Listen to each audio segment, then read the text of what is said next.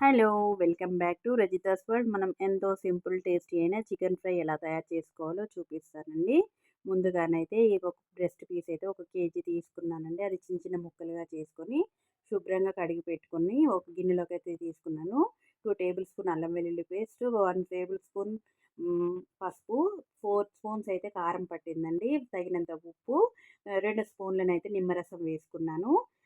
తర్వాత గరం మసాలా యాడ్ చేసుకొని, ఇది ముక్కలకు మంచిగా పట్టే విధంగానైతే శుభ్రంగా కలుపుకోవాలండి. మొత్తం ముక్కలకి పట్టే విధంగానంటే ఒక 5 ఆర్ 6 మినిట్స్ అయితే మంచిగా కలుపుకొని, మంచిగా ముక్కలకు పట్టే విధంగానైతే మంచిగా పీసెస్‌కి బాగా మర్దన చేసినట్టుగా మంచిగా కలుపుకోవాలండి.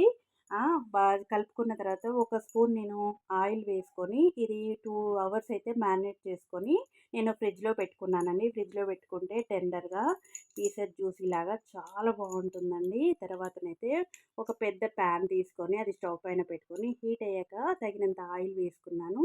నాకైతే ఒక 6 స్పూన్స్ ఆయిల్ పట్టింది. దీనిలోకైతే కరివేపాకు, పచ్చిమిర్చి వేసుకొని దోరగా వేయించుకొని కొంచెం తీసి నేను పక్కన పెట్టుకున్నాను.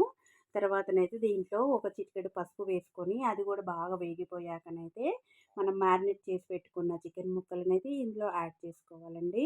యాడ్ చేసుకొని మంచిగా ఈ ముక్కలకు పట్టే విధంగా ఆయిల్ మంచిగా కలుపుకోవాలి. కలుపుకొని ఫస్ట్ అయితే హై ఫ్లేమ్‌లో ఒక 10 మినిట్స్ పెట్టుకోవాలండి. అప్పుడు ముక్కల్లో ఉన్న నీరంతా ఇంకిపోయి తర్వాత మంచిగా ముక్కలైతే చాలా టేస్టీగా మంచిగా ఉడుకుతుందండి. ముందుగా జ్యూసీలాగా తయారవుతుంది. తర్వాత దాన్ని మీడియం ఫ్లేమ్‌లోకి పెట్టుకొని మధ్యలో మధ్యలో కలుపుకుంటూ నేను పుదీనా యాడ్ చేసుకుంటాను ఒక 2 టైమ్స్.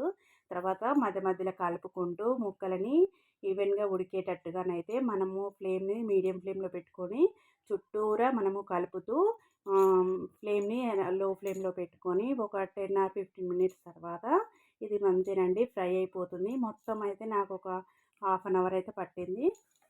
ఇది మంచిగా ఉడికిపోయినాకనైతే దీంట్లోకైతే ఇంతేనండి. ఇది చాలా బాగా ఉడికిపోయినాక ఫ్రై అయిపోయిన తర్వాత దీంట్లో చివరిగా నేను కొత్తిమీరనైతే యాడ్ చేసుకుంటున్నాను. కొత్తిమీర యాడ్ చేసుకొని ఒక 1 మినిట్ తర్వాత సర్వింగ్ ప్లేట్‌లోకైతే మనం తీసుకుందామండి. ఇంతే, ఎంతో సింపుల్ టేస్టీ అయిన చికెన్ ఫ్రై అయితే రెడీ అయిపోతుంది. ఎవ్వరైనా చేసేసుకోవచ్చు. బ్యాచిలర్స్ కానుండి కొత్తగా పెళ్ళైన వాళ్ళు కూడా ఈజీగా చేసేసుకోవచ్చండి. ఇది పప్పుచారులోకైనా సైడ్ డిష్‌గా చాలా బాగుంటుంది. మీరు కూడా ట్రై చేయండి, షేర్ చేయండి, కామెంట్ పెట్టండి.